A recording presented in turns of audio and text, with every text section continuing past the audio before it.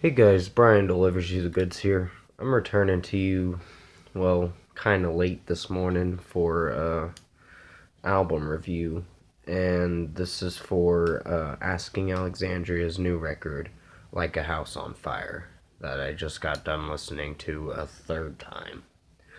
So I'm gonna discuss what I listened to, and I'll let you know my thoughts on it. So let's dive into this review. Now I did happen to download it last night. Um, but I don't want to mention where I got it. Well, I got it from Kingdom Leaks, is where I got it from. But yeah, yeah. If you guys don't know about that website, that's where I get my music from. And it got leaked a little bit early. I thought it was gonna get leaked today or whatever, but I was happy that it came out last night.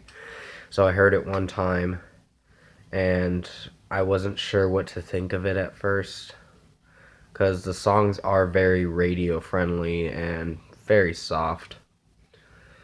Um, but like the singles, there is screamo in little bit of screamo in it, but they are radio rock kind of songs.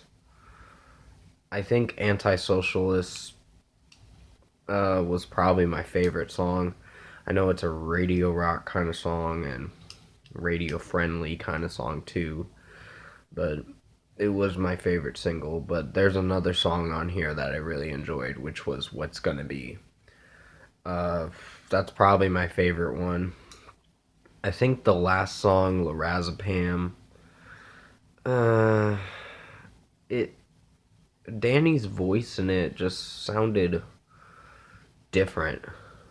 I know they're going with something new. They want to go for this melodic hard rock kind of sound, and dad rock is what it's called when you look at it on Kingdom Leaks. It says alternative rock, post hardcore, and then dad rock. And I'm like, oh wow. But the other songs are really good. I was not disappointed with this record. I kind of enjoyed it. Um, there are a couple songs on here that didn't strike me as good. I think House on Fire was solid. It was a solid opener to the album. Um, there are a little bit of screams in it, but I think the only downside to it is it goes soft towards the end where he's like a house on fire or whatever, and the drums are going very soft, and that's what I didn't like. It was not a bad closer to the song, but it just didn't feel like a song I would enjoy. That's just my opinion, but you don't have to agree with me on it. It's just how I felt when I was hearing the song and this record too. They don't want what we want and they don't care. It's grown on me. I like the intro to the track, and then when he's like, can you feel your hands stand on the back of your neck? Can you feel your heart beating right out of your chest? And when he does that, I'm like, okay, I'm starting to dig it now. Because I've heard the song multiple times, and I really did enjoy it. It wasn't my favorite song, but it was a solid song. So it did alright. Down to Hell's another one. I think Danny kind of failed at his scream in the bridge of the song because it didn't sound right. It sounded a little off and just cringy too. But there's another song on here, I Don't Need You, which features Grace Grumpy or Grunpy, I think, if I'm saying it right. You may have to remind me in the comment section below. She's a featured artist in the song. And they did a good job singing together. Danny and her and Grace were singing pretty well in this song and harmonizing throughout most of the song. in some lines in the song. But It's Not Me, It's You is another track that went for very fast. It it was kind of hard to keep up with the melody, and I didn't hate it. I really like it. I just think it could have done a little better. But it I think there were only 4 tracks on here that I had a little bit of issues with, which were most of the singles, 3 of the singles, and uh, one regular song, which is the last song. Here's Just Starting Over is pretty good. Um, I did enjoy the chorus, and Here's Just Starting Over. It really did well. And One Turns to None's another great track. Um, it has some goes back to the hard rockish kind of feels in the song, and Take Some Time does that too with the you in the chorus when it starts up. It kind of does seem like it's a sex song, but yeah, I still enjoyed it for what it was, with the harmonizing you in the song. All Due Respect was pretty mellow, but still not too bad. Um, then Give You Up, it had a really weird electronic intro, the or whatever, and it's pretty cool. In My Blood's a great one, and The Violence is my favorite off this album. But overall, I'm not hating this album.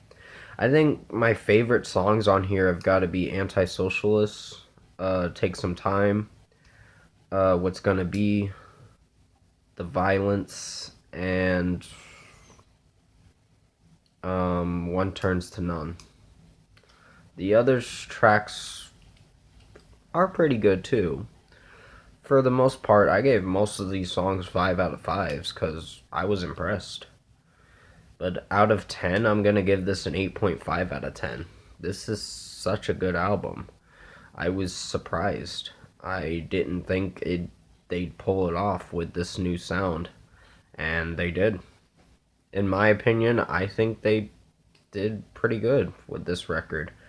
I know there's going to be some disagreements and some fans that are going to say, oh, they are going really soft now, they washed out, which I think in some ways they kind of did, but they're just wanting to try something new, and that's what I admire about Asking Alexandria. They're trying something different. They don't want to do the same thing over and over with the Screamo stuff.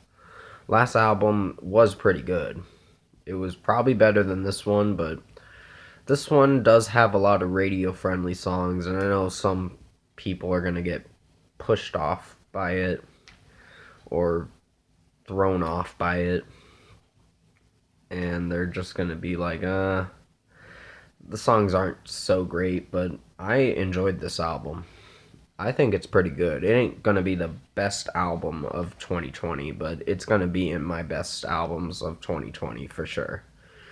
But comment below. Let me know what you guys thought of the new Asking Alexandria album, Like a House on Fire, if you've heard it. And if you like this review, comment below and let me know your thoughts on it. Tap a like on this video if you liked it. Subscribe to my channel if you can to support the channel. Like I said, I had to hear this a couple times for the songs to sink in, because I wasn't feeling it first listen. I was unsure about what I was listening to. I was like, well, it's pretty good. It's just there's a lot of radio friendly songs on this album, and it is pretty soft. They don't go with screams, and you're mostly going to hear the screams in the singles mostly. Lorazepam kind of has a little bit of it, but Lorazepam was, I don't know, I wasn't feeling for that one.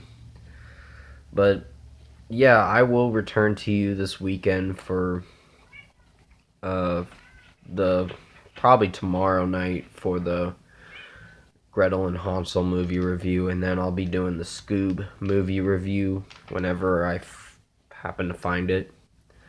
But I hope you guys did enjoy this album review. I hope I did a good job on it. You'll just have to remind me in the comment section below. Sorry, that's one of the cats meowing at my door. So I gotta end the video very shortly. But anyways, let me know your thoughts on this record if you've heard it. And yeah, thank you very much for watching this video. I hope you enjoyed it. Stay safe, take care, and I'll see you in my next video.